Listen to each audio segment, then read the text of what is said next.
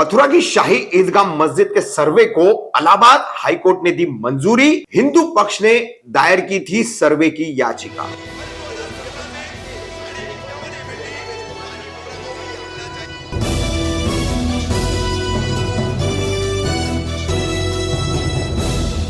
मैं रफीक कामदार हिंदुस्तानी रिपोर्टर में आपका स्वागत है।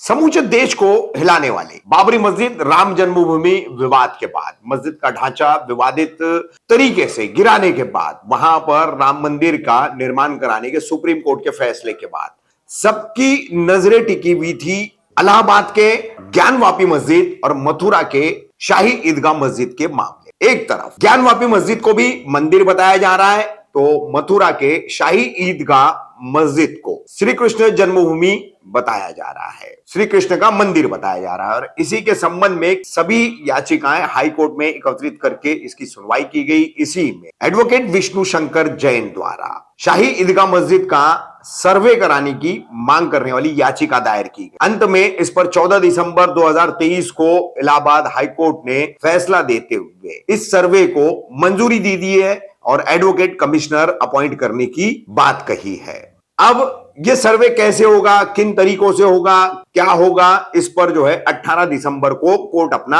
आगे का फैसला सुनाने वाला है। फिलहाल कोर्ट ने हिंदू पक्ष की एडवोकेट विष्णु शंकर जैन द्वारा दायर याचिका को मंजूर कर लिया है। एक तरफ अब ज्ञानवापी मस्जिद, दूसरी तरफ शाही ईदगाह मस्जिद मथुरा की, दोनों बाबरी मस्जिद राम जन्मभूमि विवाद के दौरान ही देश में वर्शिप 1949 का एक कानून बनाया गया था, जिसके तहत इकलौते एक बाबरी मस्जिद राम जन्मभूमि विवाद को छोड़कर बाकी सभी धार्मिक स्थल, चाहे वो किसी भी धर्म के हो, किसी भी पंथ के हो, जाति के हो, उन सबको वैसे के वैसे ही रखा जाएगा। मगर ये कानून कहीं पर भी अब लागू पड़ता नजर नहीं आ रहा है। वहीं इसकी मान्यता भी कोर्ट द्वारा भी स्वीकारी नहीं जा रही है, यह स्पष्ट होता जा रहा है, क्योंकि ज्ञानवापी मस्जिद का भी सर्वे कराने का आदेश हाईकोर्ट ने दिया था और अब शाही ईदगाह मस्जिद मथुरा का भी हाईकोर्ट ने सर्वे कराने का आदेश दिया है। इस संबंध में क्या कहना है हिंदू पक्ष के लोगों का और क्या कहना है इस संबंध में मुस्लिम पक्ष की तरफ से, दोनों पक्ष हम आपको दिखा रहे हैं। मगर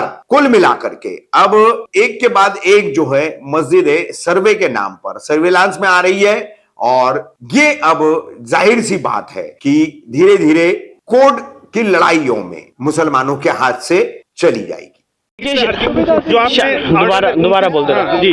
कृष्ण जन्मभूमि के केस में जो शाही ईदगाह मस्जिद है उसमें एडवोकेट कमीशन के द्वारा सर्वे किया जाए, ऐसी हमारी मांग थी। इसके लिए हमने एप्लीकेशन मूव की थी माननीय इलाहाबाद हाईकोर्ट में। एप्लीकेशन का नंबर है एप्लीकेशन 130 का। उस एप्लीकेशन को अलाउ करते हुए आज माननीय इलाहाबाद हाईकोर्ट ने हमारी एप्लीकेशन अलाउ कर दी है और ये कहा है कि वहाँ पे एडवोकेट कमीशन का सर्वे जारी किया जाए। एडवोकेट कमीशन के सर्वे में कौन कौन होगा, कितने मेंबर पैनल बने, कितने बजे से होगा, कौन कौन उसमें जाएगा, वो सारे मोडेलिटीज कोर्ट 18 दिसंबर को तय करेगी। अच्छा, कितनी बड़ी जीत मानते हैं ये, चूंकि जिस तरह की मांग कर रहे हैं? देखिए, मैं एक वकील हूं और एक लॉयर होने के नाते मेरी ड्यूटी है कि जो केस के हमारे फैक्ट्स हैं उसको और पुख्ता किया जाए और उसके लिए हमने ये एप्लीकेशन मूव की थी ऑर्डर 26 रूल 9 में, जिसको आज माननीय न्यायालय ने अलाउ किया। अच्छा, क्या आपने दलील दी थी उस समय की किस तरह से जो है अयोध्या में भी इस तरह से किया? देखिए, हमारे मेन फैक्ट्स ये थे कि ये ऐसा जटिल केस है जिसके लिए वस्तु स्थिति तय करना बहुत जरूरी है, जिसके लिए स्पॉट पोजीशन तय करना बहुत जरूरी है। देखिए, ये जो शाही ईदगाह वाला मसला चल रहा है, इससे पहले भी लोग लेकर के उसको ऑनरेबल सुप्रीम कोर्ट के पास गए थे। सुप्रीम कोर्ट ने उसको हाई कोर्ट में ही सुनवाई को जारी रखने का ऑर्डर दिया है और उसी की बुनियाद पर ये सुनवाई चल रही है। और हम मुसलमानों का जाहिर बात है यही स्टैंड है कि हम लोग कभी भी किसी की भी दूसरी ज़मीन पर अपनी इबादतगाह तामीर नहीं करते हैं। और फिर आप सब जानते हैं कि प्लेसेस ऑफ वर्शिप एक्ट 1991 भी मौजूद है, जिसके तहत ये कानून बनाया गया है कि अब किसी भी प्लेसेस ऑफ वर्शिप को पर सवाल नहीं उठाया जाएगा। बहरहाल ये कोर्ट ने जो सर्वे के लिए कहा है, देखना यह है कि इसका क्या रिजल्ट होता है।